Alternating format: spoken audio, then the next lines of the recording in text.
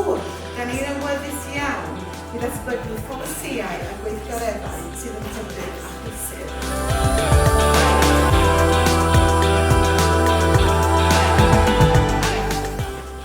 Can I ask first, just out of interest, how many people have engaged or recognised or accepted the climate emergency that we're in at the moment?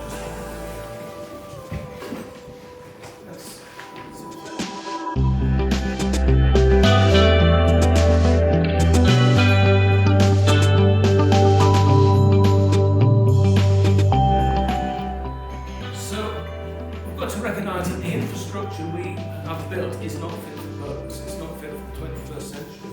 So we have to change them.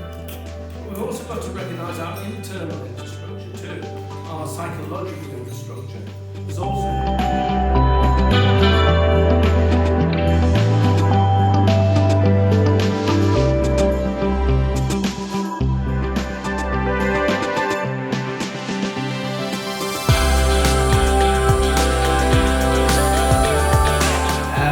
we heard about some really systemic challenges that are facing the planet and all the people that live on it, globally, locally.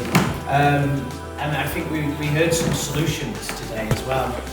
But I also think we need to think about how, as an individual organisation, we can work to creating some solutions. And we talk about social value. And I think the first thing to say is when we talk about social value, we're talking about effects on people and the planet. I do think the planet is often the side of things, the environment that we're not so vocal about. We talk about changes to people, but clearly what we've heard today and what we should already know is that those effects on the planet are going to have catastrophic effects on people as well.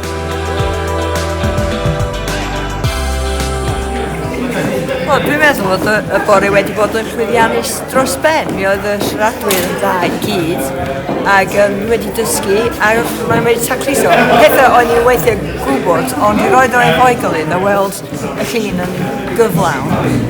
Ac o'n i'n syni I bod yn gonest, fod yr adroddiad blynyddol Mantell mor diddorol. Mi roedd hi'n diddorol. Ac ie, felly dwi'n edrych ymlaen i'r gweithdai heddiw yn y pnawn. Dwi'n meddwl bod y fraint y mwyaf o fod yma heddiw lle. Ond hwn yn o'r gweithgareddau pwysica dwi wedi bod yno fo eleni, i fod yn hollol onas. A ni gyd ddim yn sylweddoli pa mor bwysig ydy'r hinsawdd yma. A'r wybodaeth ein di gael yma, mae bod yn weithiool iawn. Gweld pan y gymaint sy'n cael ei wneud yn wahanol fehysydd yn y byd ydy.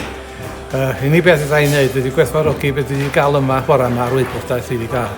Oedd y werth oedd yma, a dwi'n siŵr yn sy'n gallu gwneud mwy yn y dyfodol. Diolch yn fawr.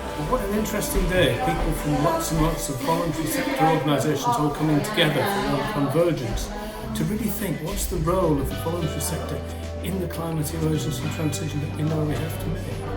And there's so many people with hands-on stuff, grassroots stuff on the ground, bringing that expertise together. It's been a real honour and a privilege to share some of the ideas. Thank you very much. Heddiw wedi bod yn llwyddiannus iawn. Dwi'n meddwl bod yr pwnc heddiw wedi denu pobl gwahanol. Mi oedd yna dipyn o bobl yna, ac fe oedd yn dangos bod wedi mynd mor dda, oedd y sgwrs ar y diwedd. Mi oedd y siaradwyr I gyd wedi codi materion pwysig iawn, ac oedd o'n dangos yn yr ymateb bod pobl yn teimlo